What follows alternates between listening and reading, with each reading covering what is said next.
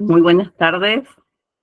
Acá, bueno, agradecemos a todos los que se van conectando. Queremos agradecer a todos los hermanos y hermanas que se van conectando desde los distintos territorios. Mi nombre es Noelia.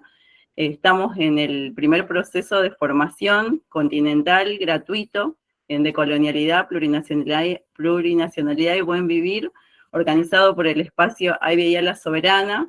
Este espacio está formado por varias organizaciones, campesinos, indígenas, así como también urbanas de los distintos territorios. Más o menos desde la pandemia vienen trabajando y viendo la necesidad de tener estos procesos de formación con distintas personas, no solo intelectuales universitarios, sino también personas que son de comunidades y que tienen una práctica activa en sus territorios, ¿no? Más adelante vamos a tener a Telma Cabrera, vamos a tener a Juan Carlos Cordero, que quizás ellos no trabajan diariamente en las universidades, pero sí tienen una práctica en sus territorios, ¿no? Tanto en Guatemala como en Bolivia.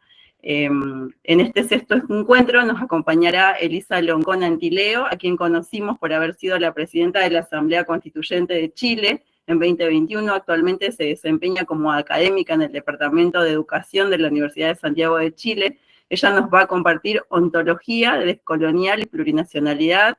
La saludamos por el Kimun que nos va a compartir y agradecemos su generosidad, su mapuche. Sabemos que no es fácil estar en una posición de poder y después seguir trabajando en la universidad, que quizás en distintas situaciones ella es observada y atacada, porque al que es indígena, al que es campesino, quizás se le exige y se le observa de una manera mucho más cruenta o mucho más como persistente, ¿no? Entonces la saludamos, le agradecemos y la dejamos que pueda compartirnos en este encuentro. Muchas gracias, Elisa. Mari Lamien, ¿me escuchan? ¿Se escucha? Se escucha perfecto. Muy bien, muy bien. Bueno, muchas gracias, hermanas, hermanos, compañeras y compañeros que están en diferentes lugares de nuestra Via Yala. Para mí es un gusto llegar a ustedes y agradecer a la organización de esta formación que cruza todas las fronteras y que nos une en una búsqueda para nuestro... Acá nosotros hemos hablado sobre la recuperación de los derechos, pero también la búsqueda como para defender a las niñas, a las mujeres, a los ancianos, a la madre tierra, y encontrar un propósito común, un lenguaje común, un relato común que nos haga sentirnos hijos de esta madre tierra. Creo que este esfuerzo es valioso y por eso yo me sumé con esta invitación que me hicieron.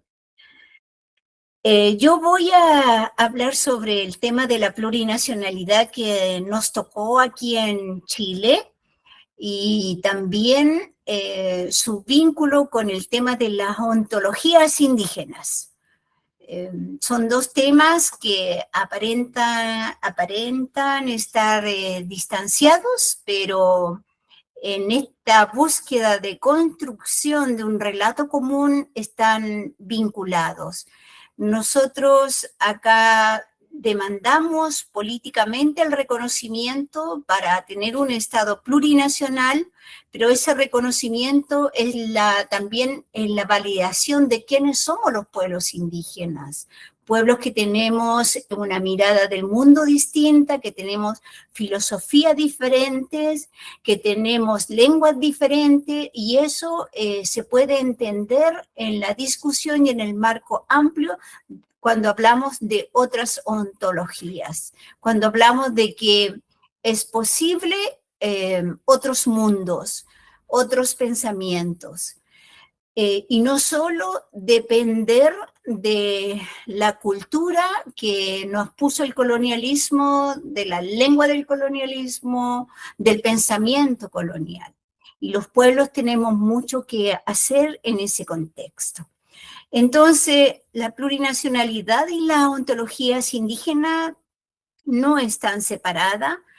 Una es la continuación de la otra y entre ambas se complementan en la lucha de los pueblos, como observaremos en esta presentación. Decirle que este país que se llama Chile, los pueblos indígenas aún no somos reconocidos constitucionalmente.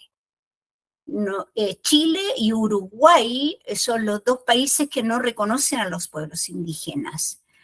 Pese a toda la lucha que ha llevado acá en el continente y en este espacio el pueblo mapuche y los pueblos indígenas, todavía somos pueblos no existentes para la Constitución.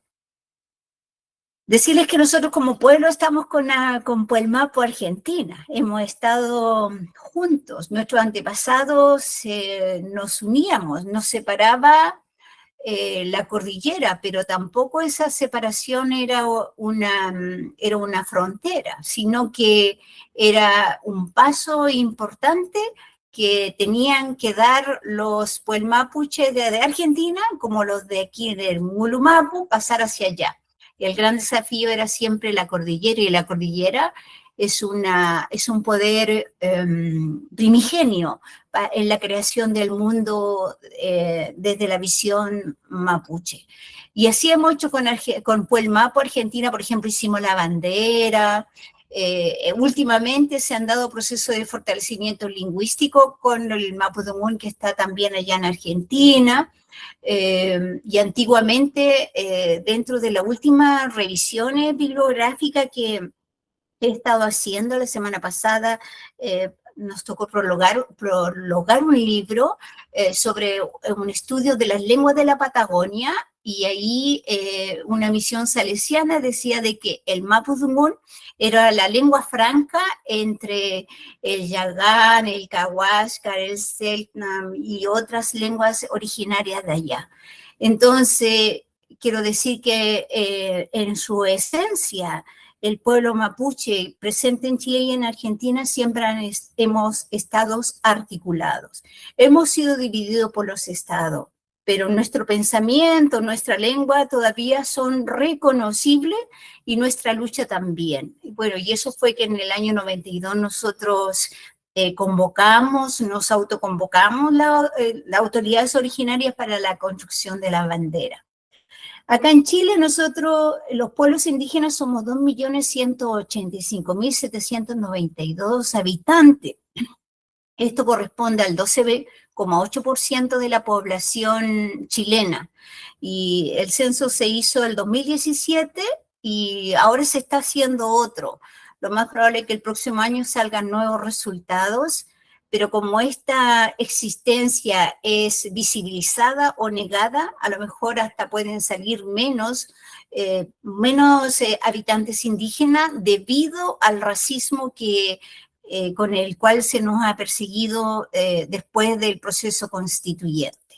Entonces, acá somos los pueblos originarios Aymara, Diaguita, Quechua, Licanantay, Rapa Nui, Coya, Cahuáscar, Yagán, Selknam, Chango y el pueblo afrodescendiente, que junto con el pueblo chileno somos parte de este territorio que se llama Chile. En ese contexto, nuestra lengua, la lengua mapuche, es la lengua mapudungun, y tiene aproximadamente 200.000 hablantes, o sea, el 10% de la población mapuche estaría hablando la lengua, pero debo decir que son adultos y adultos mayores, existiendo ahora una pequeña corriente de jóvenes que de manera autónoma han convocado a realizar internados lingüísticos y están haciendo procesos de recuperación del idioma y han logrado recuperación del idioma. Ese en un marco general. Ahora, decirles que en el año 2021, 9 pueblos de los nombrados anteriormente fuimos parte del proceso constituyente Y nosotros formamos parte de este proceso mediante elecciones democráticas porque se instaló la posibilidad de que los pueblos indígenas participáramos vía escaños reservados. Como ustedes saben, los partidos políticos tienen otras orientaciones, otros programas, otras orientaciones filosóficas, tienen raíces eurocéntricas, bueno, y aunque nosotros como pueblo hemos participado de los diálogos y de acuerdo con los partidos no nos representan plenamente. Entonces fue ahí de que el Parlamento logró de que pudiéramos participar vía escaño reservado. 17 indígenas formamos parte de los escaños reservados y a mí yo tuve el honor de iniciar como presidenta en el proceso constituyente en el primer periodo. Esa elección fue un acuerdo colectivo del pueblo mapuche donde se dijo de que vamos a nombrar un candidato, una candidata y el resto del pueblo mapuche estaría apoyando esa decisión. Y lo logramos en esa época, porque esto venía después de un estallido social, y el estallido social se hizo con la bandera mapuche, dado que los partidos políticos de izquierda y progresistas y de derecha no representaban la lucha social chilena. Las demandas por los derechos sociales, por las pensiones, por la educación, no estaban reflejadas en la agenda y en las decisiones de los partidos. Entonces la gente hizo un alto así en el camino para tomar posiciones y discursos autonómicos en función de la lucha por la dignidad. Todo lo que era la lucha por los derechos, cada sector, mujeres, ecologistas, jóvenes, indígenas, participamos de esta revuelta social del 2019 y en el espacio común que logramos se llamaba la lucha por la dignidad. Más allá de todas las diferencias, ahí convergimos diferentes organizaciones y pueblos para demandar esa dignidad. Y eso fue lo que permitió el proceso constituyente.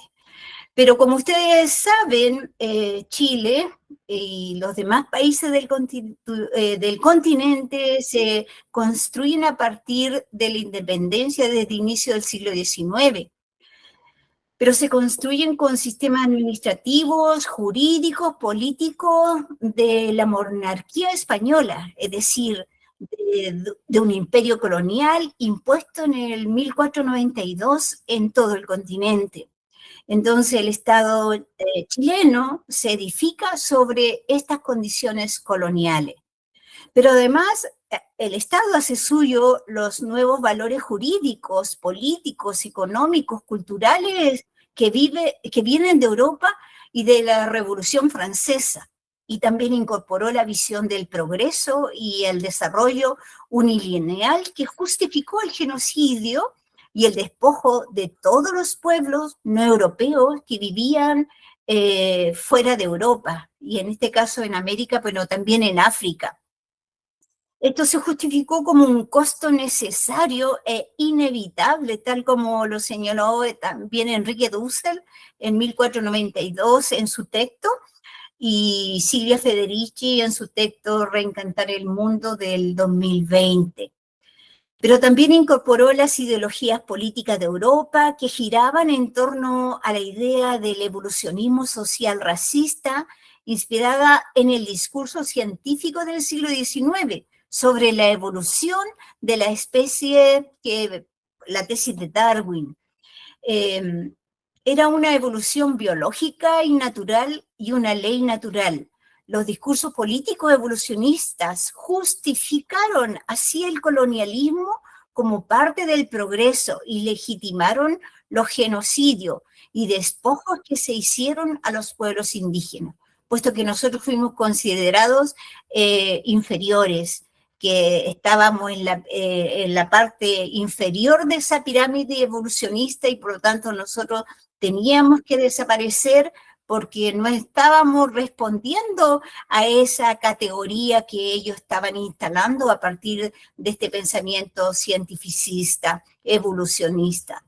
Entonces, el Estado de Chile actual viene de toda esa historia colonial y no ha eliminado esas relaciones coloniales, racistas, eurocéntricas, para imponerse.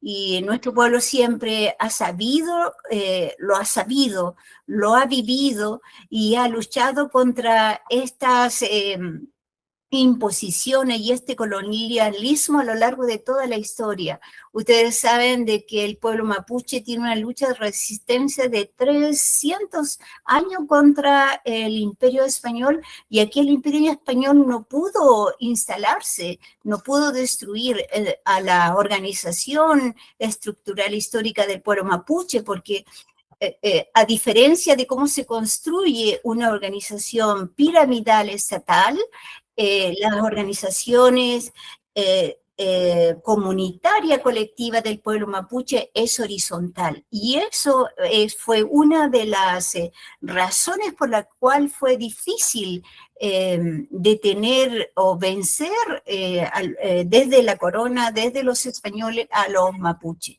La ocupación militar se produjo después, cuando instalado el Estado chileno, y después de la Guerra del Pacífico, donde Chile tenía un ejército que tenía el poder de las armas. Con las armas llegaron a ocupar el territorio mapuche y a aplicar el genocidio que lo iniciaron los españoles, y ese genocidio lo continuó el Estado. En este sentido, la afirmación de que el Estado de Chile es colonial y racista no nos debe sorprender a nadie por este relato que yo le cuento y por lo que ustedes saben desde los otros pueblos indígenas del continente. Pues aunque existan sectores de la sociedad chilena críticos del colonialismo, hay sectores que sí lo son, sobre todo los sectores dominantes que guían la economía y definen los límites de las decisiones políticas. Ellos también diseñan un futuro imponiéndose colonialmente sobre los pueblos indígenas. Eso hay que tener mucha claridad respecto a eso, porque sí nos llaman compañeros y hemos estado en alianza con esa lucha que ha buscado los cambios sociales, pero al final de cuentas el pensamiento indígena no ha sido un pensamiento incorporado en esa lucha. Ellos también diseñan un futuro imponiéndose colonialmente sobre los pueblos indígenas. Y bueno, y lo señalan como parte del costo necesario e inevitable del crecimiento económico. O sea que nosotros siempre tenemos que sumarnos a esa visión económica, ese modelo económico, y sumándonos a esa forma de control político que establecen sobre las razas inferiores, porque nosotros, en los racismos, nosotros somos parte de las razas inferiores. Entonces, se actualiza el discurso racista si las comunidades son obstáculos y sus políticas de desarrollo, a las políticas de desarrollo que ellos implementan, sean políticas mineras, hidroeléctricas, las de monocultivo. O sea, siempre nos ven a nosotros como parte de los obstáculos y del sacrificio necesario e inevitable.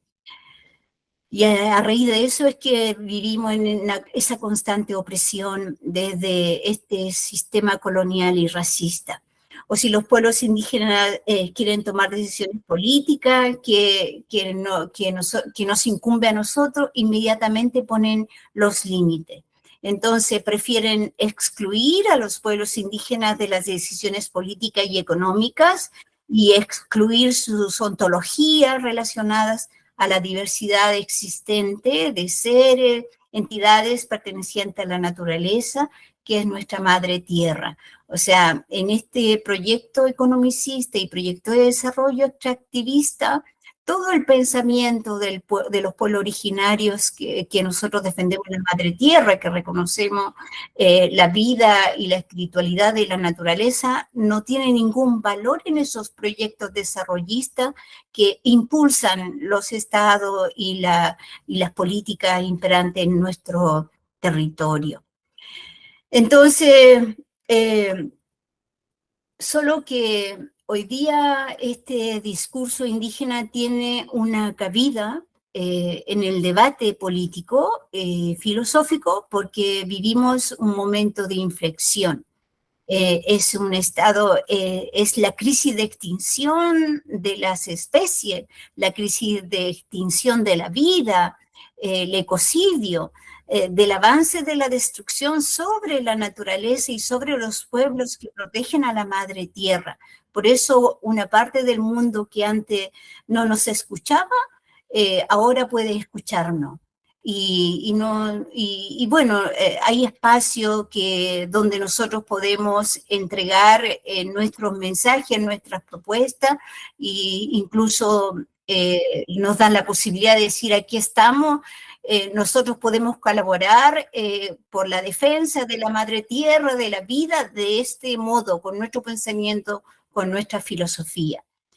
Entonces, para entender al Estado de Chile es importante hacer la relación con su pasado, para entender su presente como hoy día es un Estado colonial y racista.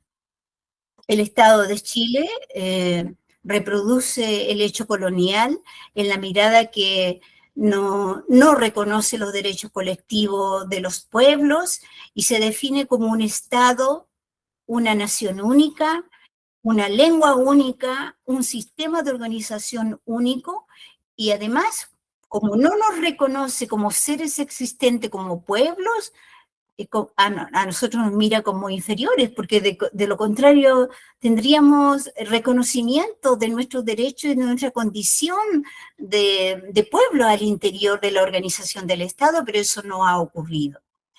Entonces, ya les dije, le comenté de que el 2019 fue el estallido social que demandó el cambio de la Constitución de Pinochet para garantizar además los derechos de la educación, de la salud, las pensiones, de la naturaleza, de los pueblos originarios, los derechos de las mujeres. Sin embargo, la implementación de estos cambios requería de un compromiso político y social significativo de las fuerzas de izquierda, de las fuerzas progresistas, de las fuerzas que constituían la democracia de Chile, así como de mecanismos efectivos para asegurar la aplicación de los derechos, de las autonomías de los pueblos. Entonces, a eso nosotros le llamamos la vía política a la plurinacionalidad. ¿Qué significa la vía política a la plurinacionalidad?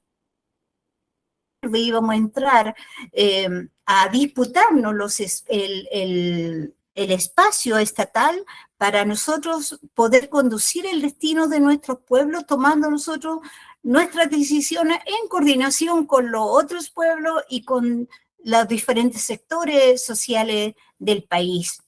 Entonces, sin embargo, esta propuesta enfrentó resistencia, generó un importante debate en la sociedad chilena, sobre todo sobre nuestra existencia, sobre elementos que constituyen los derechos de los pueblos, pero también ese debate reflejó las tensiones que ya le señalé, de esto del racismo, la condición colonial del Estado, y obviamente instaló también los desafíos inherentes a este proceso de plurinacionalidad. Entonces, un compañero mapuche, historiador, Fernando Peiricán, trabajó mucho el debate también teórico de la plurinacionalidad. Él es un profesor de historia, entonces él se refería a la plurinacionalidad como la coexistencia de múltiples naciones dentro de un mismo Estado. O sea, podemos estar diferentes naciones dentro del Estado que se llama Chile.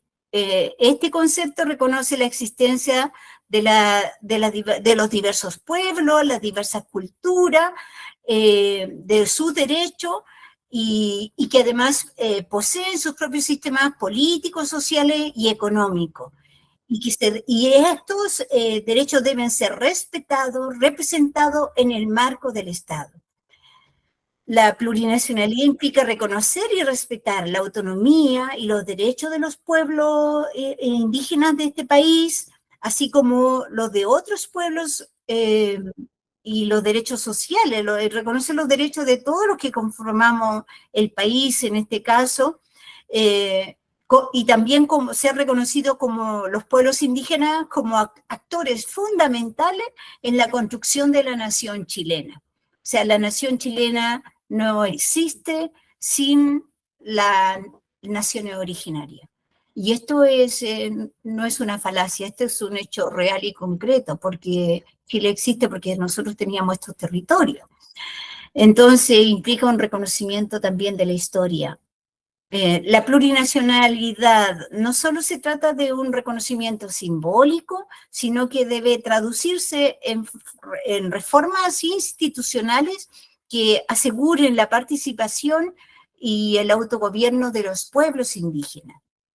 La propuesta de plurinacionalidad en la nueva Constitución incluía el reconocimiento de Chile como un Estado plurinacional. O sea, eso es lo primero que decía, que este Estado era un Estado plurinacional.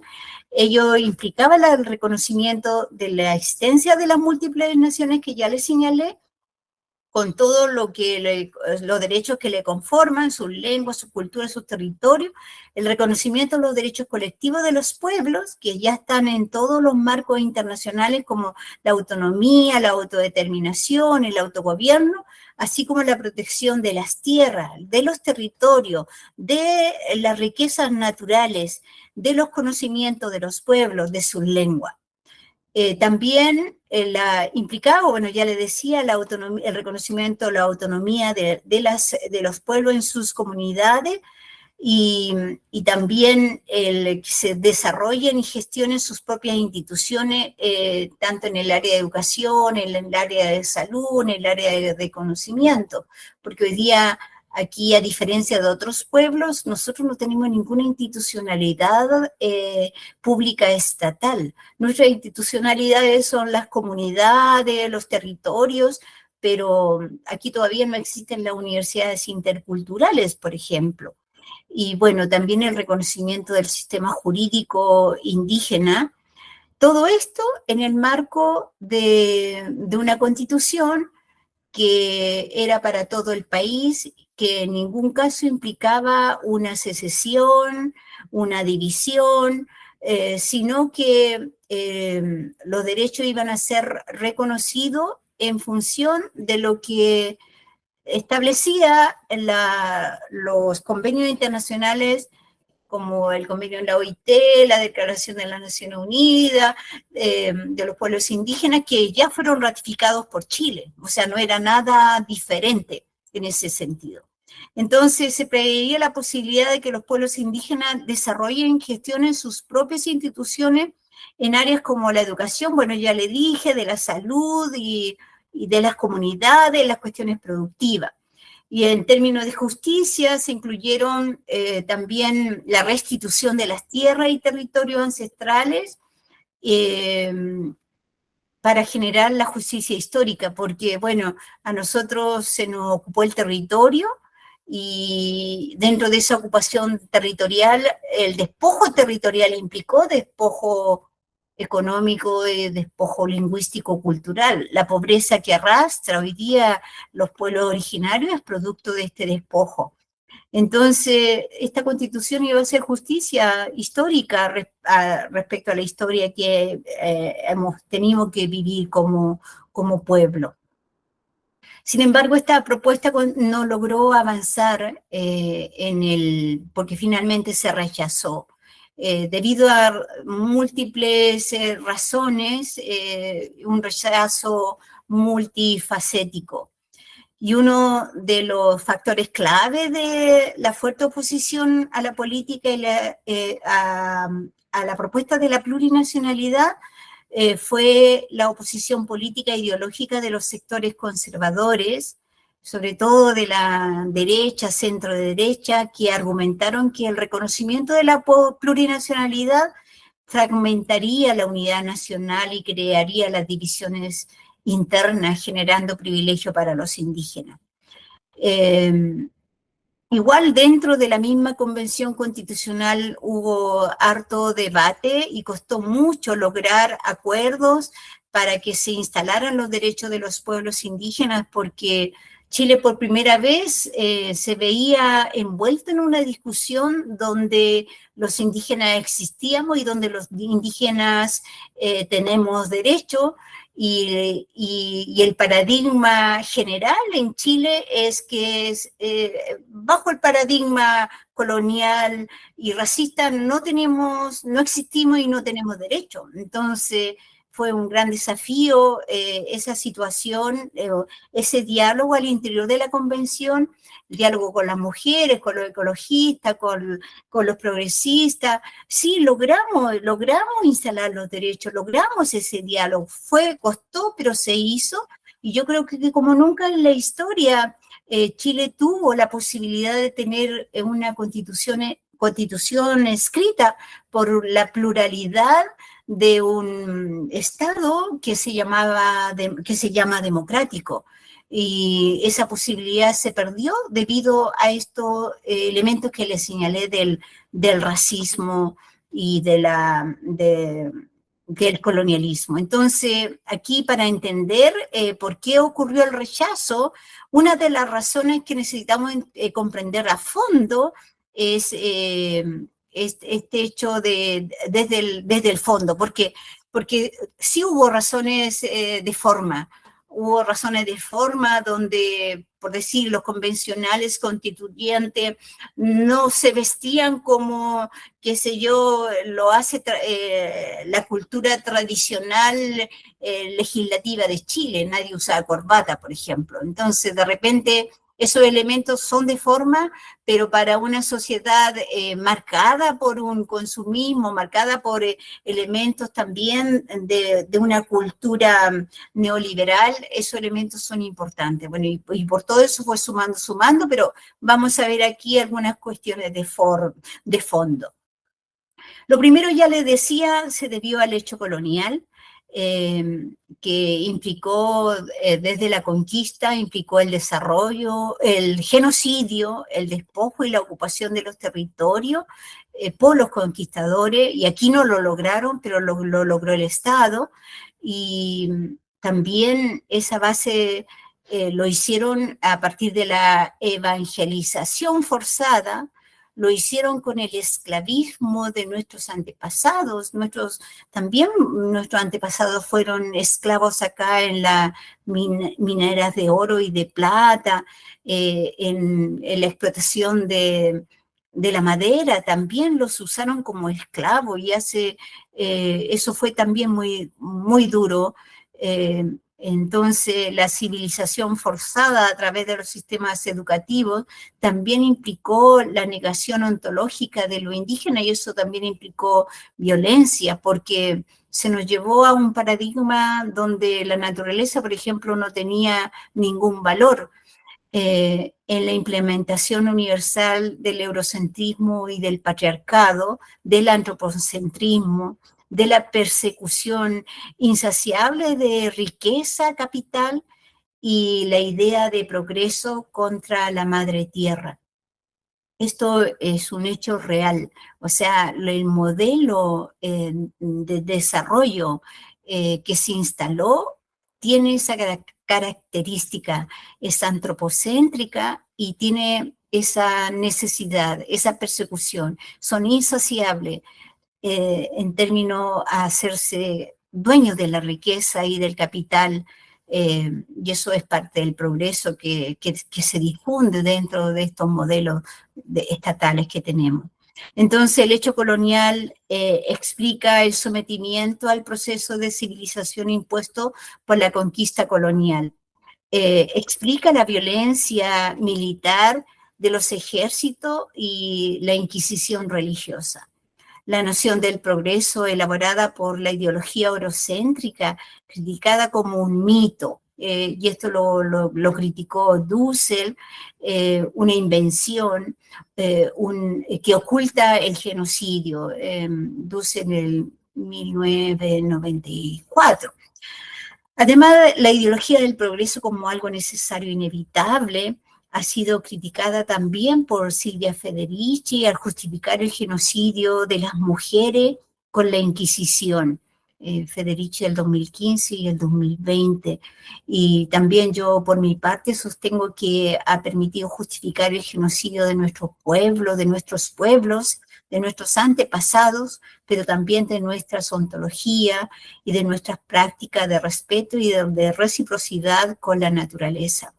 Esto es muy importante porque para los pueblos indígenas, para nosotros es fundamental mantener esta vida de vínculo entre nosotros colectivamente, pero también con la naturaleza y con la espiritualidad. Pero este progreso también sacrificó esta visión que para nosotros es fundamental para nuestra existencia. En cuanto al racismo, la élite chilena que gobierna el país es racista, por ende el Estado es racista, tiene leyes, estructuras e instituciones donde nosotros no participamos. ¿Y por qué ocurre esto? Bueno, voy a citar algunos autores para entender que han profundizado en la problemática del racismo. Por ejemplo, Foucault en el 2014, él dice que el racismo es un modo de establecer una censura en un ámbito que se presenta como un ámbito biológico. Esto, a grandes rasgos, es lo que permitirá al poder tratar a una población como una mezcla de raza y más exactamente subdividir la especie en subgrupos que en rigor forman la raza. Son estas las primeras funciones del racismo: fragmentar para desequilibrar, introducir censuras en ese continuo biológico que el biopoder inviste. Bueno, él habla del biopoder y el biopoder es más bien un estado que también instala ese biopoder y ese biopoder se instala defendiendo la vida de sí pero sacrificando al otro. O sea, incluso Foucault dice que mientras más se destruye al otro, más existe ese considerado de la raza superior. O sea, esa raza superior necesita sacrificar y matar al otro para seguir existiendo. O sea, eso está tan dentro de la ideología, de la mirada de quienes gobiernan, y que los que gobiernan es la élite, es una élite política, es los que tienen el poder, el que tiene el poder económico, que en realidad le da lo mismo que nosotros tengamos lengua o que nosotros tengamos tierra y podamos continuar la vida. Bueno, en este contexto también Grossfogel en 2012 establece que el origen del racismo moderno viene de un proto-racismo que se gestó en el territorio ibérico cuando los reyes católicos planteaban la necesidad de tomar los territorios del andaluz y unificar a España bajo una misma religión e identidad. O sea, de esa época, cuando se organizó y se instaló el cristianismo en España, se instala esta forma proto-racial. Y este autor cita a Fanon y Frank Fanon, que señala de que una sociedad colonial instala una línea divisoria entre los que son y los que no son. Los que no son, en este caso, los pobres, las mujeres, los negros, los indígenas, son deshumanizados, no tienen derecho. Y los que son, bueno, el Estado, las instituciones se construyen en función de garantizar esa humanidad para los que son. En este caso, fluctúan sectores de la sociedad y, por ejemplo, las mujeres, fluctúan la mujer blanca que puede ser considerada en el lugar del ser, porque es blanca, que tiene ciertos privilegios, pero en cuanto a derechos de mujer sigue siendo también del espacio del no ser. Entonces, estas formas están instaladas en ese paradigma de organización de la vida, de la política, del Estado, de la salud y la educación, y así se va reproduciendo por siglos. Y eso impide de que una persona común y corriente pueda vernos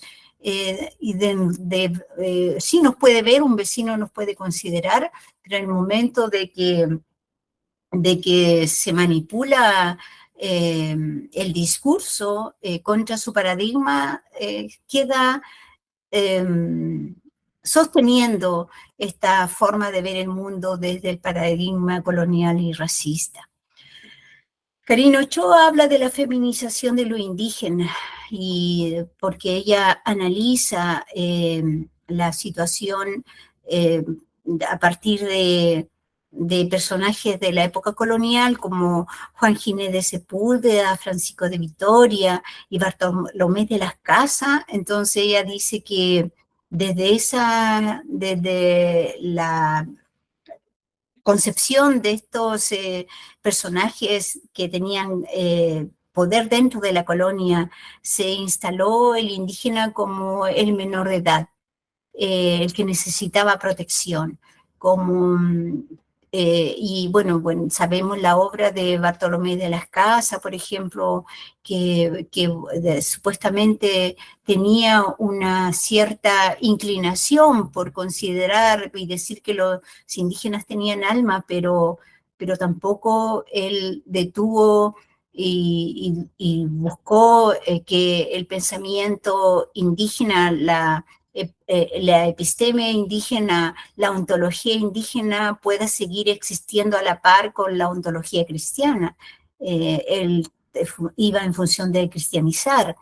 Entonces, bueno, y el eurocentrismo, que también se ha hablado bastante del eurocentrismo, también está muy instalado dentro de nuestra sociedad y dentro de esto el eurocentrismo está instalado no solo en el pensamiento de una política derechista, sino también en una política de izquierda y en todo lo que es el trabajo de la academia. A veces acá con mis alumnos nos reímos porque trabajamos y yo les pido, bueno, autores que sostengan, qué sé yo, la visión del niño, de la niña para el currículum. Y bueno, siempre son autores externos, son muy pocos los que autores latinoamericanos. Entonces, el pensamiento de la academia está lleno de eurocentrismo. Entonces, es como dice Grossfogel, que de 5 países viene toda la bibliografía que usa la academia, Alemania, Francia, Inglaterra, un tanto de Nueva York, y así no sale de ese grupo.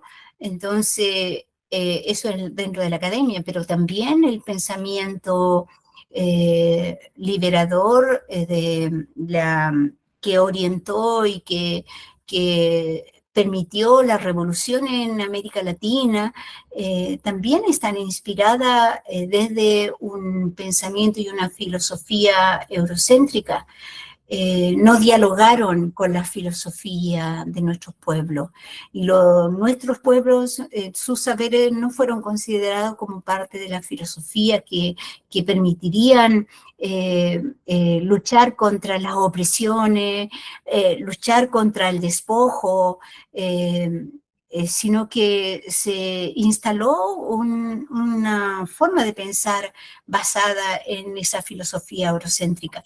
Entonces, cuando nosotros estábamos dentro de la convención demandando los derechos de la naturaleza, del agua, por ejemplo, teníamos discusiones incluso con los jóvenes que eran defensores ecologistas, porque tenían una mirada de la naturaleza muy distinta a la de nosotros, inspirada en esos paradigmas, pese a que estaban defendiendo la naturaleza. Entonces, se necesita que se dé la mirada, se vuelva la mirada a reconocer a los pueblos como pueblos, nosotros los pueblos originarios como pueblos dignos con el cual se puede dialogar y que somos seres existentes como todos los demás. Entonces, ahí hay una situación que el eurocentrismo está instalado y eso también hace que se cuesta entender la filosofía de los pueblos. Entonces, la economía industrial que viene de Europa, frente a esto, los indígenas, nosotros no fuimos obreros, no fuimos asalariados, y nosotros para ser parte de la lucha de clase debíamos de ser indígenas. Entonces, nosotros como pueblo indígena tenemos esa experiencia, teníamos la economía familiar.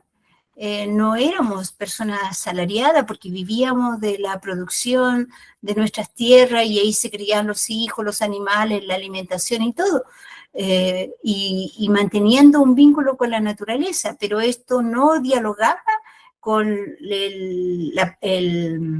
la tesis y las teorías que iban en torno a la lucha de clase.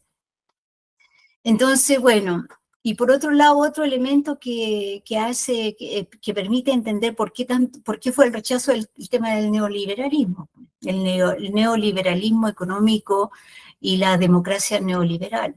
La democracia neoliberal que tenemos en Chile es una democracia que no permite la diferencia, sino que una democracia que busca igualar el pensamiento, igualar los discursos, y si eres distinto, diferente, no puedes compartir con el otro. Es impresionante la segregación acá en Chile, la segregación de clase, la segregación de raza, las universidades segregan, los trabajos segregan. Yo estoy en una universidad pública y que tiene un programa de inclusión y que ha sido bastante famoso en términos de la inclusión de los que menos recursos tienen. Pero es tanta la presión de la segregación que aun cuando el programa sea inclusivo, después la organización interna empieza a segregar y a separar a los estudiantes que tienen más alto rendimiento de los que tienen menos, pero los que tienen bajo rendimiento se debe a razones también socioeconómicas que no tienen todas las condiciones para tener el rendimiento del que tiene mejor situación socioeconómica. Entonces, la economía neoliberal segrega, la economía neoliberal no permite la diferencia, juega con la diferencia, porque por otro lado dice, bueno, vamos a reconocer, qué sé yo, la diversidad sexogenérica, pero en la práctica el diverso sexogenérico sobre todo, quiere ser como el diverso sexo genérico rubio, o sea, hay aspiraciones que están marcadas por la cuestión económica, pero no por compartir como comunidad. Entonces, bueno, y por otro lado, la economía que es extractivista. Chile hoy día está dependiendo del cobre y del litio y de todo lo que es el tema de la madera.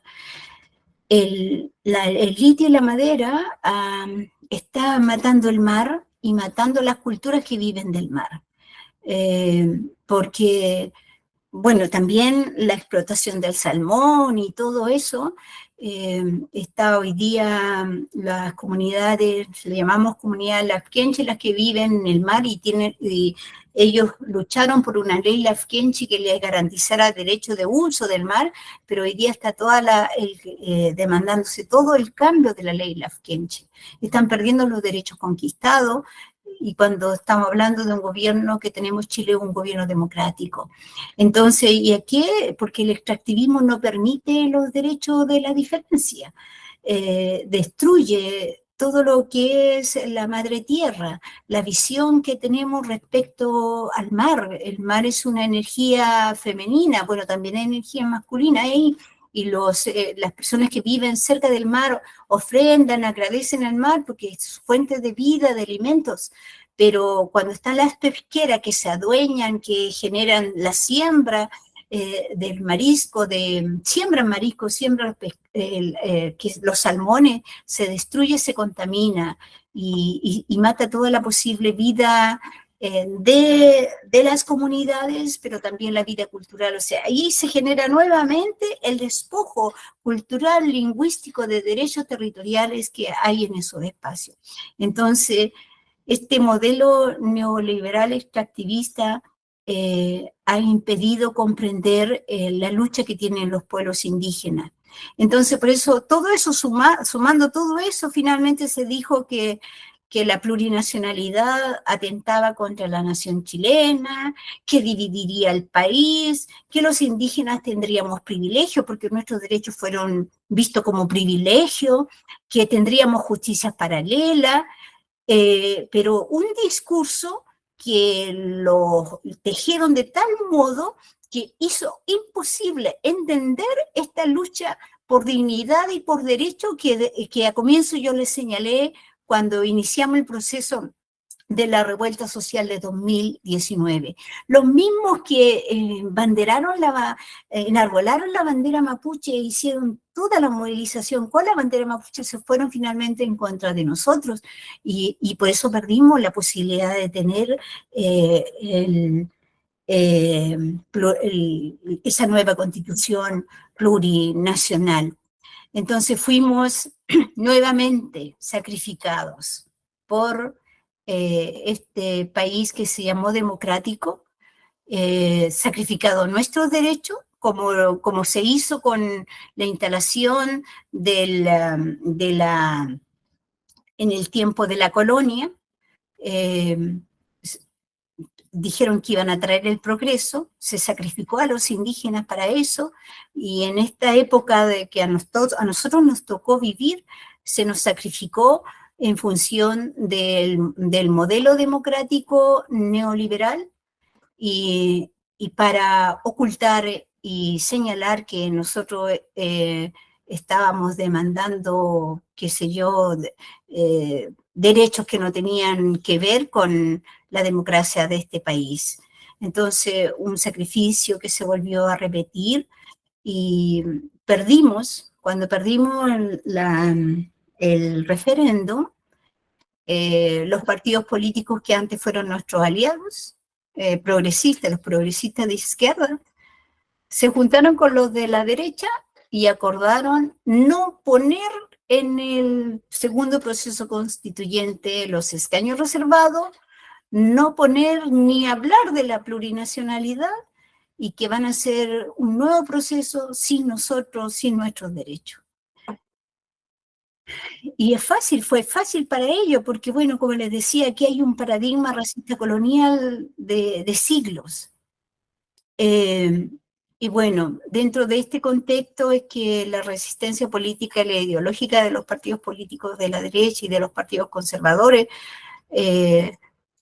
ellos reaccionaron en contra de la plurinacionalidad, pero no sería si fuera solo en contra, sino que fue con odio así, pero así, un odio fascista a los pueblos indígenas, y instalando esa narrativa nacionalista de que no se respeta la bandera. En realidad nosotros lo que hemos hecho es siempre buscar el diálogo. O sea, el pueblo mapuche es un pueblo que parlamentó muchas veces para acordar un Chile plural. Incluso lo hizo con la colonia, con los conquistadores españoles, pero también lo hizo con Chile. Pero como se trata de despojo, se busca la manera de seguir invisibilizando a los pueblos, ¿no? Y haciendo un resumen de esto, ¿qué nos faltó? Bueno, faltó mucha educación ciudadana, mucha conciencia en torno a los derechos ciudadanos, conciencia en torno a los derechos de las mujeres, porque las mujeres, el movimiento feminista en Chile es fuerte, tenía todo un perfil y logramos un buen diálogo con el movimiento feminista, pero como entró esta visión conservadora, y quienes controlan el poder político económico pusieron todo a disposición, también se tergiversó la demanda feministas de las mujeres y se dijo que esta constitución iba a promover el aborto, o sea, situaciones que no tenían nada que ver con el texto. Entonces, eso implica de que necesitamos un mayor trabajo de diálogo con las alianzas que instalamos en el proceso constituyente. Igual, decir que el rechazo se produjo por esas cuestiones y son cuestiones objetivas, aquí no son cuestiones subjetivas. Se nos acusó a nosotros que era una lucha identitaria, por ejemplo, pero no es un problema identitario, porque bueno, en ese sentido todos tienen identidades. Aquí la lucha es una lucha por derechos colectivos, por derechos territoriales, por cuestiones concretas. Entonces, lo que queda para sintetizar esta parte es que, en lo que le decía anteriormente, se sacrificó a los pueblos indígenas, sus economías, su ontología, se repite ese sacrificio. Que hubo logros, yo creo que hubo logros, pero fueron efímeros. Por ejemplo, los escaños reservados existieron solamente para ese proceso, escaños reservados indígenas. Se visibilizaron las demandas, sí, logramos, el mundo nos vio que estábamos luchando y también nos celebró. Hubo reconocimiento que por un lapso de tiempo demostramos que los pueblos indígenas podemos hacer aportaciones al debate teórico político de un Estado moderno. Nosotros, aun cuando nuestro sistema de organización es diferente al Estado, como les señalaba, el Estado es piramidal, nosotros tenemos organizaciones horizontales, podemos entrar a dialogar con el Estado para buscar convivencia y compartir políticas inclusivas. Lo otro es que el texto constitucional, nosotros participamos activamente en la redacción de ese texto y bueno, nos propusimos grandes desafíos y quedaron los desafíos escritos en una propuesta. Esa es la primera parte de esta presentación. Como les decía al comienzo, esta presentación se entiende también de la mano con lo que es la ontologías indígenas. Si yo puedo hablarle a ustedes con cierta claridad es porque la lucha de los pueblos tiene una lucha, como les decía, por la dignidad, por la defensa de lo que nosotros somos, por nuestros derechos, por nuestra lengua, por nuestra manera de entender el mundo. Y eso está dentro de nuestra ontología. Nosotros tenemos que tomar la fuerza que nos da nuestra historia, la memoria, los saberes de los antepasados para continuar en esta historia. Entonces, desde esa mirada, desde esa perspectiva, es que yo me he puesto a trabajar desde ya, tal vez decirle de 30 años atrás, que vengo trabajando en torno a la filosofía de los pueblos y sobre todo la filosofía mapuche, con la diferencia de que 30 años atrás era muy difícil aquí en Chile hablar de que los pueblos teníamos filosofía propia. Si bien esto ya se venía discutiendo, por decir, en México, Dussel estaba en México, ¿no? Y ahí había avances significativos. Nosotros para los años 90, fíjense que fuimos condenados, el pueblo mapuche fue condenado, 130 mapuches fueron condenados por haber demandado la recuperación de las tierras, crear una bandera y demandado la organización propia. Y en ese tiempo estaba retornando la democracia, pero esa democracia que retornaba nos acusó de asociación ilícita. O sea, y lo ilícito era aspirar a tener organización propia, si nosotros siempre toda la vida hemos tenido la organización tradicional histórica que siempre ha existido. Entonces, en ese entonces hablamos de filosofía, yo escribí sobre filosofía, pero no podía sostenerla desde la academia porque tampoco tenía los grados académicos y porque no había un cuerpo teórico que respaldara estas tesis. Hoy día sí las tenemos y podemos hablar, y gran parte de lo que yo estoy hablando acá es de este libro que se llama Azmapu. Azmapu es la filosofía mapuche, que es importante para nuestro pueblo y se articula con la filosofía indígena, y para decir también de que nosotros no necesitábamos la Biblia, no necesitábamos otros dioses. Nosotros, cuando llegaron los conquistadores, nosotros teníamos nuestra organización social, teníamos nuestros modelos de cómo organizarnos, teníamos nuestros pensamientos, nuestra espiritualidad, pero bueno, eso fue sacrificado, como les decía, por esta cuestión del racismo y el hecho colonial. Entonces, la economía indígena, nuestras economías no destruyen la naturaleza, las comunidades vivían en respeto y reciprocidad entre ellas y con la naturaleza. Acá teníamos organizaciones territoriales que se coordinaban para tomar acciones ya sea trabajos colectivos, ya sea ceremonias, o para defender las tierras en tiempos de la conquista y de la ocupación hasta la fecha. Entonces, la filosofía mapuche, nosotros reconocemos y cultivamos el vínculo con los seres y entidades y energía de los territorios, y la verdad es que para hablar de esto y un poco conectarlo con lo que anteriormente señalé, es importante entender por qué no se ha hablado de filosofía mapuche. ¿Qué es lo que ha impedido hablar de la filosofía mapuche?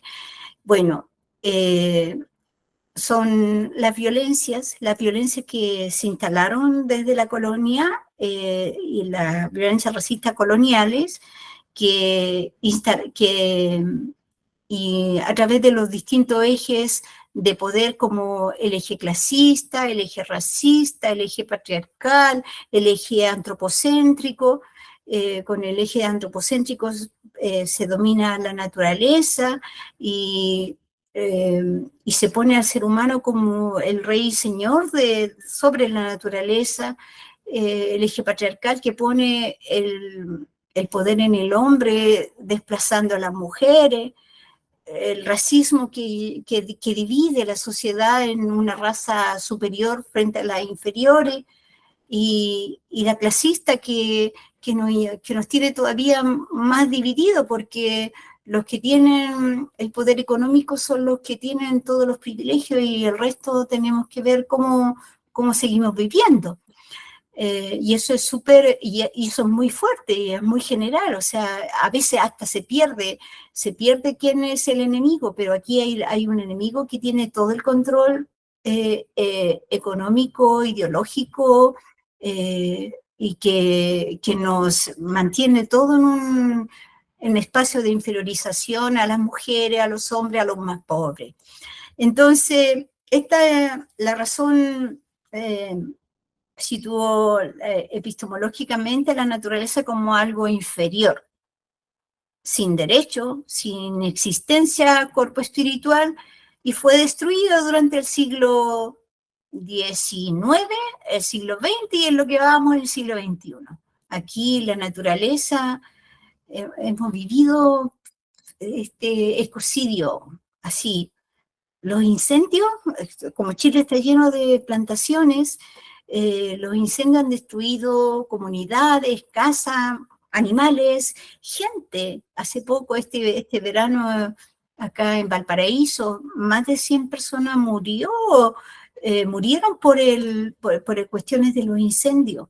Entonces, la industrialización también fue parte de la ideología del progreso, como lo criticó Dussel, por ejemplo, el mito desarrollista que estaba detrás de esa industrialización, y como lo dice Escobar en el 2014 al plantear la necesidad de buscar alternativas al desarrollo y alternativas postindustriales. Todo esto nos ha llevado a una crisis sin precedentes, la extinción de todas las formas de vida, y la urgencia de un cambio de rumbo a nivel planetario. Por eso es tan importante hablar de las filosofías de los pueblos, porque ¿quién nos va a llevar a cambiar el rumbo como civilización? Si los pensamientos clasistas, si los pensamientos racistas, si los pensamientos patriarcales, si el antropocentrismo, que son filosofías, nos han llevado a la destrucción en que estamos. ¿Dónde está la fuente de cambio que nos puede inspirar para defensa de la madre tierra, de los jóvenes, de los saberes, de las lenguas? La tenemos los pueblos indígenas. Por eso es tan importante. Y bueno, los conquistadores, era necesario matar a los pueblos, pero no lograron. Nosotros seguimos, nos consideraron bárbaros, atrasados, salvajes, inferiores, sin Dios, sin leyes. Pero bueno, nuestras culturas son de convivencia, son de diálogo, son de amor, son de cuidado, y eso todavía se mantiene, y eso está contenido dentro de nuestra filosofía. Pero todo esto ahora se comprende y se estudia como el hecho colonial, y como les decía, hasta Dussel, Quijano, Silvia Cusicanqui, Karina Ochoa, otros pensadores en sus respectivos países, mujeres que hay que citarlas, que hay que nombrarlas, personas de comunidad que tenemos que agregar a esta discusión, porque hoy día nuestro pensamiento, nuestro saber cuenta para cambiar el rumbo a esta sociedad que se está destruyendo. Entonces, los colonos impusieron además la filosofía eurocéntrica, la religión, su espiritualidad, ¿cierto? Y conocimientos, una visión única del mundo, que era la visión suya, eurocéntrica, y esto venía de la visión universal del mundo creada en la filosofía y en las ciencias sociales eurocéntricas del siglo XIX. Se trataba de un solo mundo único y universal. O sea, nosotros estudiamos historia universal, imagínense. El español, el castellano como una lengua, o el inglés, estas lenguas imperiales, como única lengua, y si nosotros teníamos el mundo codificado en nuestras lenguas. Entonces, aquí había diversidad de mundos, diversidad de pensamiento, diversidad de prácticas, diversidad de ontología, de filosofía, y eso lo dice Dussel en el 2015. Entonces, la visión universal del mundo negó todo lo que aquí existía. Pero después de siglos, 5 siglos y un poco más de 5 siglos, estos pensamientos nuestros están vivos y van con nosotros.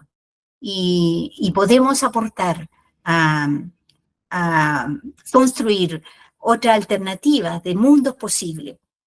Entonces, bueno, eso también lo señala Escobar, Mario Bleser, Marisol de la Cadena, entre otros. Están hablando de estas otras ontologías, que no hay universo, sino que hay pluriverso.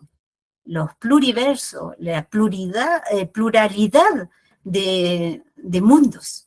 Entonces, no hay solo una ontología, es casi ridículo pensar de que existe una sola ontología cuando estamos nosotros que somos diversos, que pensamos en otras lenguas, que tenemos otras prácticas. Entonces, esto nos ayudará a construir otros presentes, nuevos presentes que hagan posible la vida de la naturaleza, que hagan posible unir esfuerzos de cambio de rumbo entre culturas, civilizaciones, y que detengamos la destrucción de la madre naturaleza.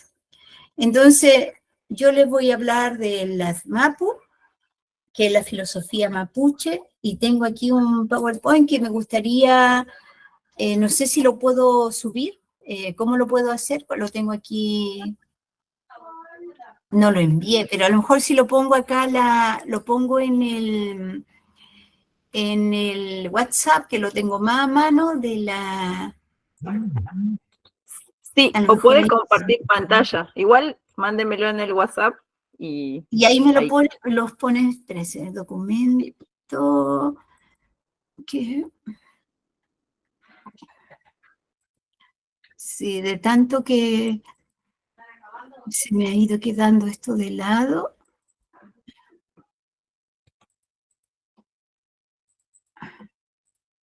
Ya. Entonces, cuando yo termino, ustedes me hacen todas las preguntas porque yo he estado como hablando, pero como en este sistema no tenemos mucha interacción, pero espero que cuando yo termine ustedes me pueden hacer las preguntas y tener el diálogo. Pero voy a terminar con esto de la filosofía mapuche, un poco explicarle cómo vemos el mundo y por qué es tan importante. Ya se lo Muy mandé bien. en Sí, la... ahí lo estoy descargando. Ahí Ya. lo. Usted lo pone Sí, en la pantalla.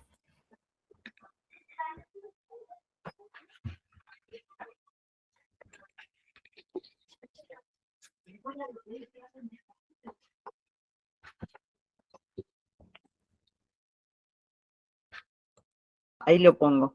A ver, ahí. Compartir. Deme un segundo, que ya lo abro. Muchas gracias. Acá.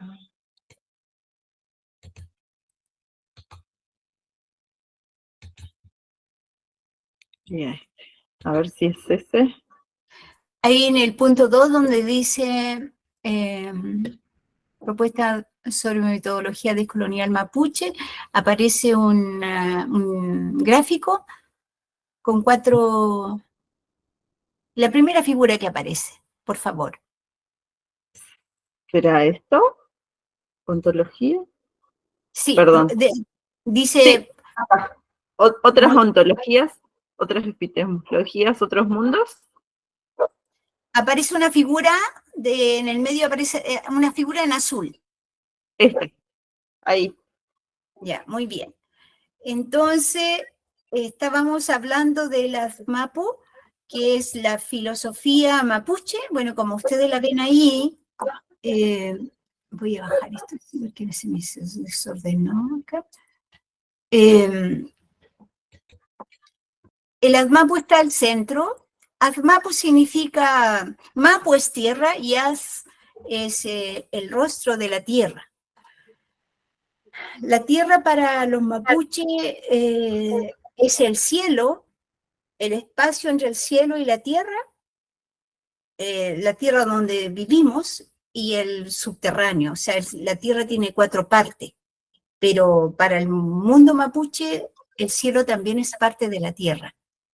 Y nosotros estamos conectados con la tierra del cielo, que las estrellas, incluso hay relatos que hablan de matrimonios entre estrella y personas de acá de la tierra, como hay relatos que hablan de matrimonio de personas de la tierra con el mar. O sea, en el mundo mapuche estamos todos vinculados, estamos todos conectados.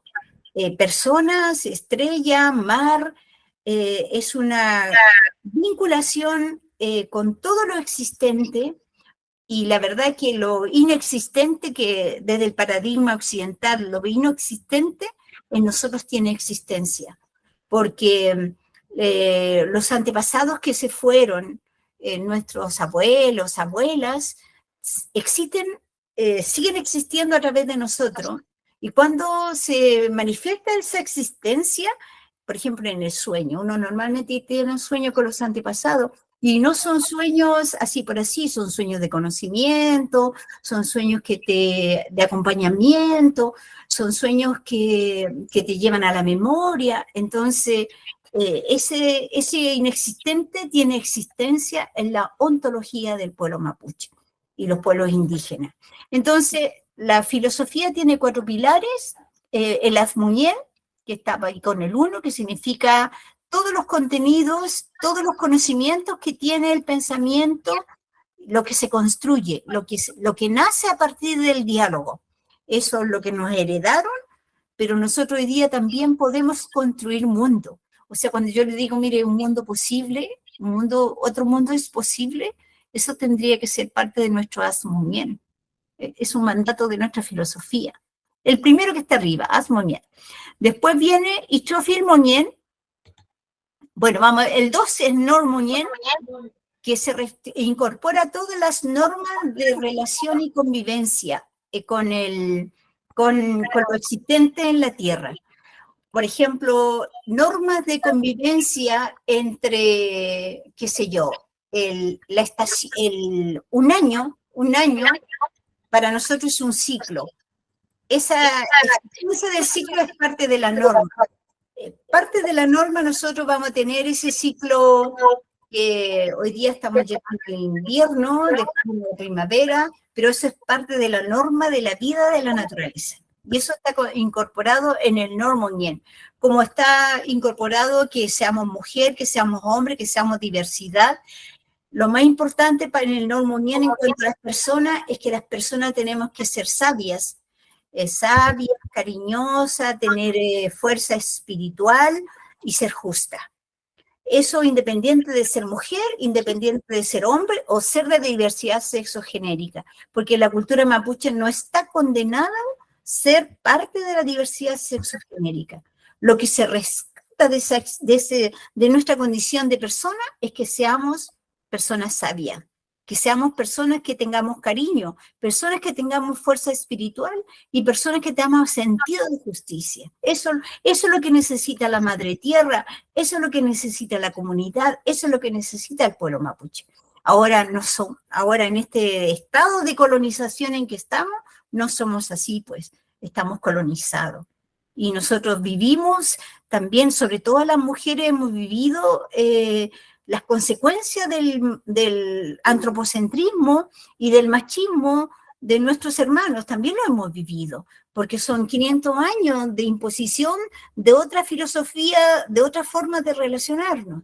Entonces, por eso nosotros también nos llamamos a descolonizarnos, y descolonizar no es un pensamiento de hoy, como los teóricos aparecieron, como yo les señalaba, Duce, que les señalaba a los teóricos Grossfogel, que han aparecido, que existen ahora. Nosotros venimos de toda la vida descolonizándonos porque no hemos querido renunciar a nuestro pensamiento, a nuestra ceremonia, porque se fijan. Entonces hay una historia de lucha descolonial de nuestro antepasado que la continuamos. Bueno, y viene el 3, que es el Kumemoñén, que es el buen vivir. Vamos a tener buen vivir en la medida en que tengamos los conocimientos de Azmuñén, el Normuñén, y también reconozcamos el Ichofilmoñén. Ichofilmoñén significa todas las vidas. ¿Y quiénes son todas las vidas? Las nuestras, la de la naturaleza, la del río, la del aire, la del sol, la de la piedra, la de la hormiga, pero también la vida espiritual de nuestros antepasados, nuestras abuelas, nuestros abuelos, o la espiritualidad del mar, que yo les decía, o la espiritualidad del río. El mar tiene un espíritu que se llama Xumpal, que es femenino, y tiene un espíritu masculino, que es Manquián, desde la cultura mapuche. El río tiene espíritu a veces A veces se reconoce un toro, a veces se reconoce un buey, a veces se reconoce también una chumpala en el río, un espíritu femenino, y esos espíritus están conectados territorialmente con nosotros.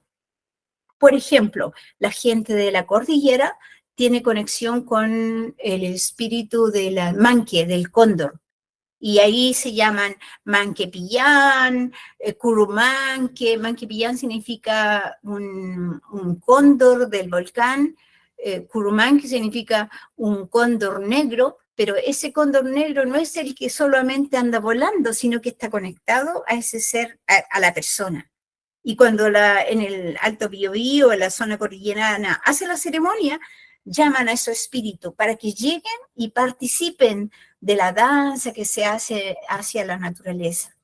Entonces, ese Ichofil Moñén es todas las vidas que defendemos nosotros y que estas todas las vidas no es identificada por el pensamiento antropocéntrico, por el pensamiento neoliberal, por el pensamiento capitalista. Ellos no están reconociendo esta filosofía.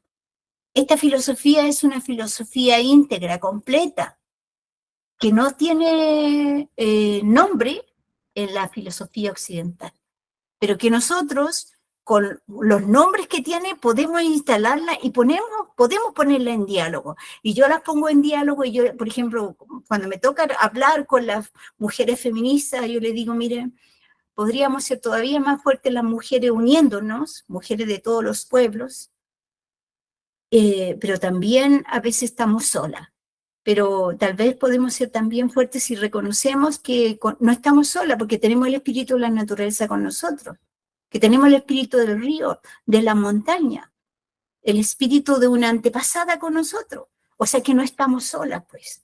Entonces, es magnífica las culturas, en este caso la filosofía mapuche, para empoderar a ese ser, no como un ser vacío, dependiente del consumo, sino que ese ser que está lleno con la fuerza de la naturaleza, la espiritualidad y con el futuro posible, que es lo más grande, porque si tenemos un sistema económico que está destruyendo la naturaleza, no hay futuro posible. En cambio, si tenemos una vida que está llena de reconocimiento de la vida de nuestra y de la naturaleza, de las prácticas que nos vinculan, vamos a construir futuros posibles. Entonces, ahí hay un mundo que hace posible la continuación de la vida en la filosofía de los pueblos. Después, bueno, vamos a ver el otro esquema, porque para que exista esta filosofía hay una educación propia que permite esa filosofía, que es el segundo esquema. No sé si lo puedes prohibir. Esta. Yo le puse la flor del mapuche quimón, porque quimón es el conocimiento mapuche, y ahí es una flor que tiene 10 pétalos. Y cada uno de estos pétalos tiene revela un vínculo con la construcción del conocimiento. Y si ven en el número 1 aparece el LOF, que es la comunidad. Este conocimiento del cual estoy hablando es un conocimiento colectivo. No es un ser iluminado que construye, sino que desde la colectividad y de la naturaleza, de las otras personas, uno va haciendo el kimón. En el número 2 tenemos que Feyentun y Chofil Muñén, que es creer en respetar todas las formas de vida, incluyendo las vidas de la naturaleza. Faltó la palabra ahí, pero que todo lo que está en la naturaleza tiene vida. En el número 3 dice Mapu Kaifu Zumuñei, y eso es que asumir que la tierra, todo lo que está en la tierra es sagrado, porque todo tiene vida, pues, y la vida es sagrada. O sea, las abejas, la mariposa, nosotros, el viento, y eso se comunica con nosotros. Todo tiene vida y es sagrado. Después está el 4, el 5 y el 6. Fíjense, Leliwulen, Pepiluwen y Narumen. Esos son prácticamente parte de lo que es el pensamiento científico. Cuando uno lleva, acá me toca muchas veces con los estudiantes a crear un conocimiento en sus tesis, uno le tiene que enseñar a observar, a observar la naturaleza, a observar un espacio donde él o ella quiere ver y levantar un saber, pero al mismo tiempo tiene que hacer plantear preguntas, hipótesis, cierta relación de observación de un experimento, y bueno, y va a levantar un saber y va a hacer un cambio. O sea, nosotros acá estamos todos los días llevando a los estudiantes de que es posible mejorar la sociedad y hay que construir el saber, y para eso es la academia, y estamos haciendo este proceso de observar, de resolver problemas y hacer cambios. Eso también está presente en la cultura, en esta flor del Mapuchiquimón, que está marcado con los rojitos ahí. Pero después tenemos el 7, que es el Zumón, que es la palabra. La palabra para nosotros es ética y es muy importante, que tiene que ir con una fuerza de verdad. No podemos vulnerar la palabra, pues si yo le vulnerara la palabra, todo lo que le estoy diciendo no sería verdad, ¿no? O sea, tenemos que, es parte de lo que nosotros creemos, lo que sostenemos, por lo tanto, eso tiene que tener una fuerza ética, y eso es la palabra, el instrumento del saber, y que no se debe vulnerar. Pero también tenemos el 4, el Sumún, después tenemos el Piuquén Tucún, que se aprende de corazón, con el corazón. El corazón también es un espacio del conocimiento, no es el conocimiento no es solo el cerebro, no es solo una cuestión mental, sino que el corazón también te permite aprender. Y si uno, en nuestra cultura se dice, piuquento cuafimi, un conocimiento lo tienes que llevar al corazón para aprenderlo, si no, no funciona.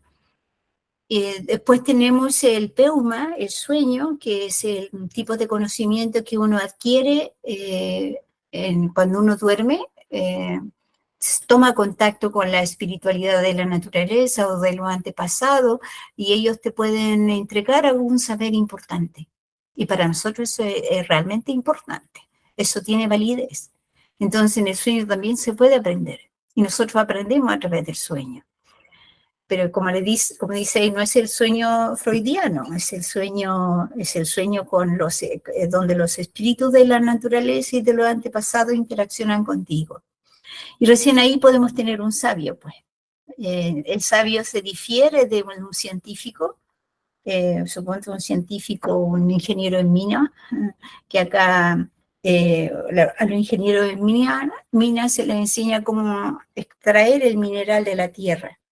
Y una cuestión básica, cómo extraer el mineral de la tierra, es lanzar la dinamita al cerro. Pero para un sabio mapuche eso no podría ser, porque la naturaleza tiene espíritu, porque ese cerro está conectado con la vida del territorio y de las personas. Entonces, cuando nosotros necesitamos hacer uso de algo de la naturaleza, tenemos que pedir permiso, tenemos que hacerlo equilibradamente, no podemos despojar a la madre tierra de toda su fuerza que tiene. Entonces, y claro, pero como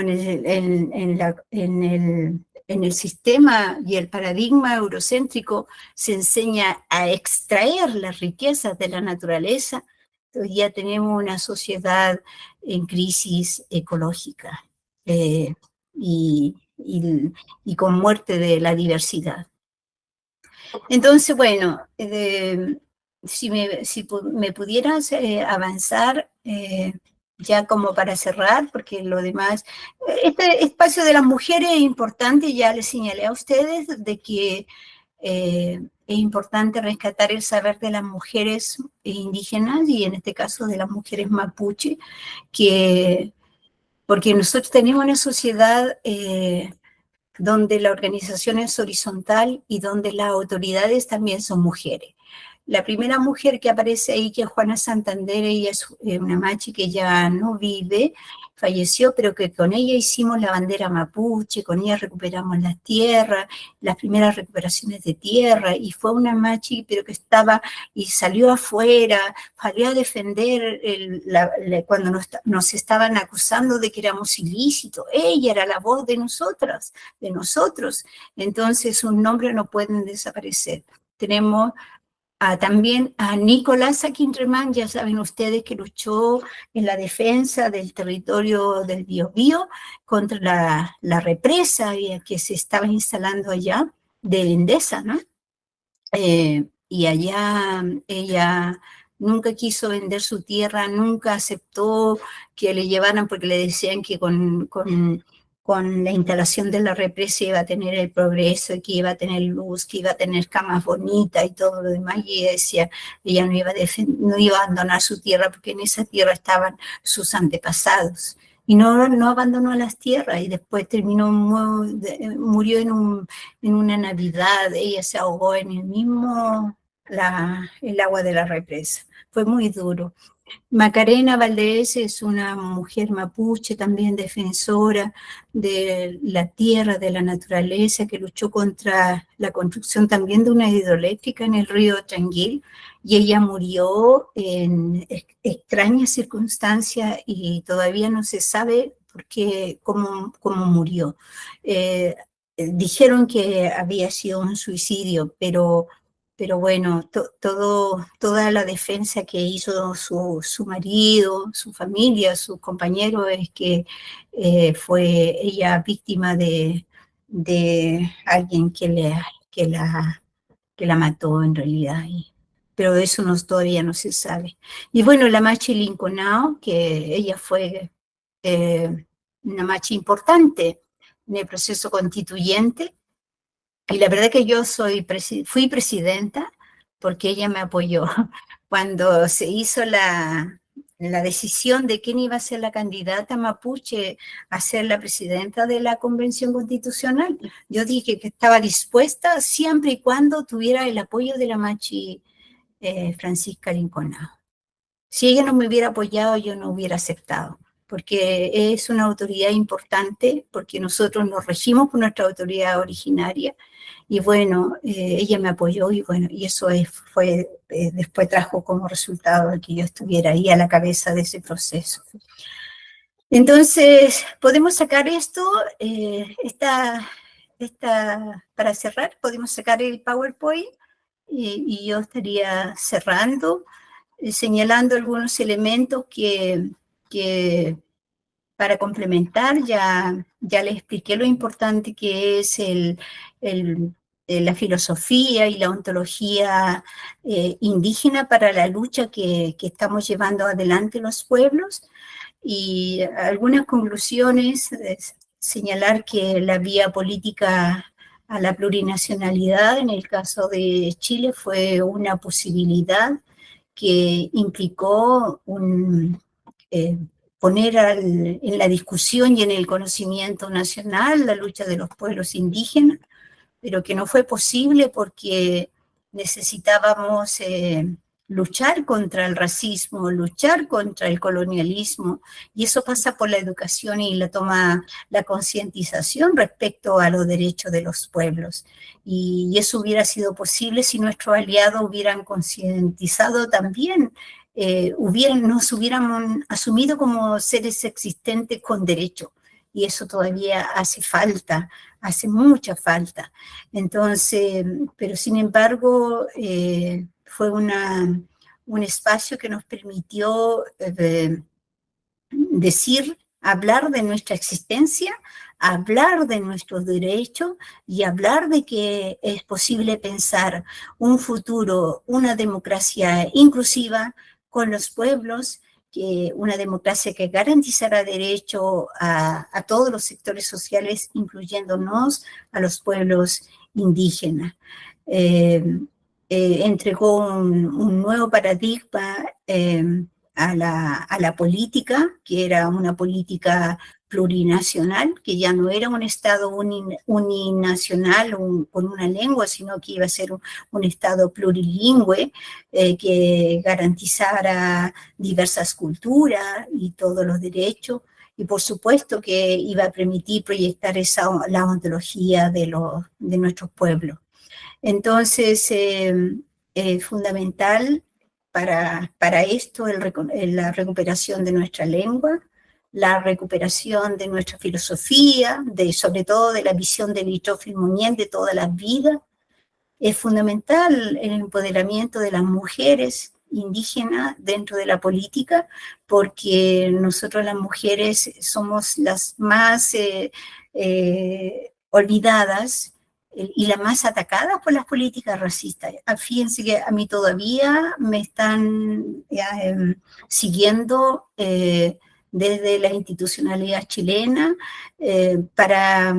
porque no les convence de que sea una académica que tenga niveles de doctorado, y bueno, piensan que en alguna parte yo habré mentido, pero me piden una montonera de datos que, bueno, no tengo problema porque todos mis datos son públicos, pero todavía me siguen hostigando. Y por ser mujer, por ser indígena, pero eso es por el tema del racismo, el tema del colonialismo y lo que yo le acabo de presentar. Entonces, es necesario descolonizar la política, descolonizar a nuestros compañeros aliados, sobre todo de las izquierdas, que aprendan a dialogar con otras teorías, otras filosofías que son las nuestras, porque son filosofías de vida, son filosofías de dignidad, son filosofías que van a permitir el cuidado a la madre tierra, el cuidado de la mujer, el cuidado de nuestras comunidades. Entonces, que no podemos dialogar solamente en función de este progreso que está ya investigado y revelado como la falacia. No podemos nosotros hacernos todos esclavos de este sistema monocultural, monolingüe del sistema neoliberal para seguir explotando la naturaleza. Entonces, creo que la filosofía y la ontología de los pueblos ayudaría mucho en eso, y también que en este tiempo de crisis, crisis en el planeta y en los territorios, y en el tiempo en que hay extinción y desequilibrio, y hay mucha violencia y de diferentes tipos de violencia,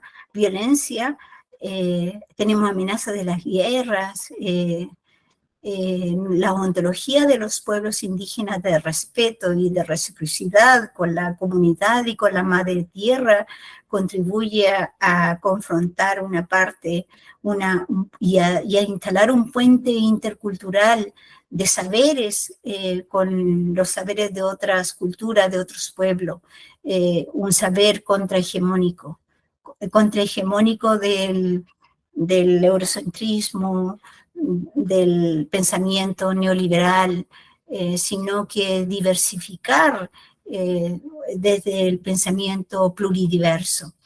Entonces, decirle de que este pensamiento de filosofía de las MAPO es lo que nos va a permitir que vuelvan nuestras antiguas hermanas que están desapareciendo las mariposas, están desapareciendo las abejas, están desapareciendo las ranas, están desapareciendo otras especies importantes, pero necesitamos generar la naturaleza,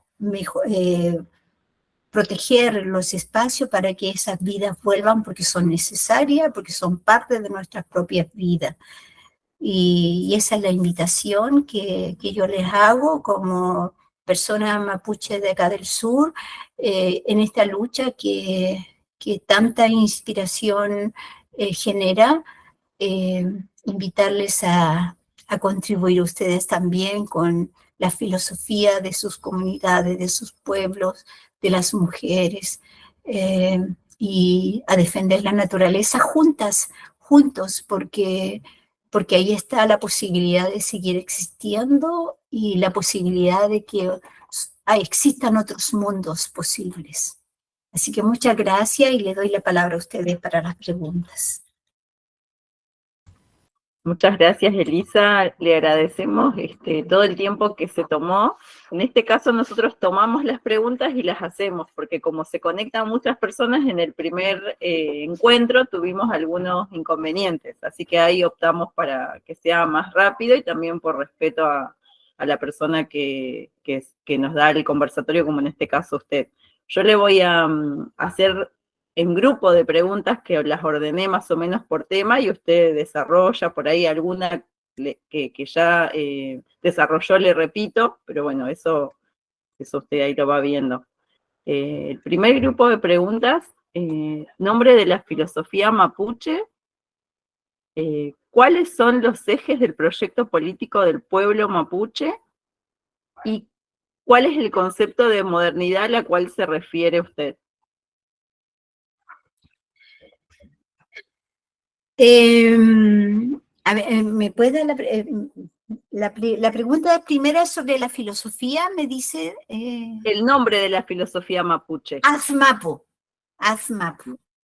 La filosofía Bien. del Azmapu, de la tierra bella, hermosa, del rostro de la tierra, pero la tierra considerada en sus 4 partes, que le decía que incorporaba el cielo, el subterráneo, la tierra que pisamos y el espacio que une entre el cielo y la tierra. Perfecto. La segunda sería, ¿cuáles son los ejes del proyecto político del pueblo mapuche? Los ejes nuestros son la recuperación de las tierras, la recuperación del valor de la naturaleza, de nuestros derechos colectivos a tener nuestras comunidades, nuestras autoridades originarias, a tener derechos sociales, porque nosotros no estamos en contra de que existan las universidades, necesitamos que nuestros hijos, hermanos puedan asistir, ir a las universidades y formarse, pero además necesitamos que esas sean espacios donde se cultive la filosofía y el pensamiento mapuche, la historia mapuche, las metodologías que permitan trabajar la continuación de la vida en la comunidad, por ejemplo. No la metodología extractivista que hoy día nos enseguecen y que siguen colonizando a nuestro pueblo. Entonces nuestra lucha es por la defensa de la madre tierra, por la defensa de nuestros derechos como pueblo y por la defensa también de la existencia de otros mundos posibles. Muy bien. La otra pregunta era, ¿cuál es el concepto de modernidad al que usted se refiere? Bueno, el concepto de modernidad es el concepto, nosotros criticamos, y en toda esta presentación yo he criticado el concepto de la modernidad eurocéntrica, ¿no? Que con ese concepto que se sacrificó, se produjo todo lo que nos prometieron, una modernidad, y en función de esa modernidad que al mismo tiempo es progreso, ¿no? Nos prometieron ese progreso que nunca ha llegado, pero se nos sacrificó, hubo genocidio, y se nos sigue sacrificando, pero es un modelo, es una falacia, es un discurso falaz que tiene una orientación eurocéntrica y que reconoce el universalismo de la historia y del conocimiento, cuando existen otras historias y existen otras filosofías y otros conocimientos. Entonces, por eso nosotros criticamos, yo he criticado esa modernidad eurocéntrica, colonial, clasista, racista, y que sacrifica la naturaleza. Muy bien. La siguiente pregunta es,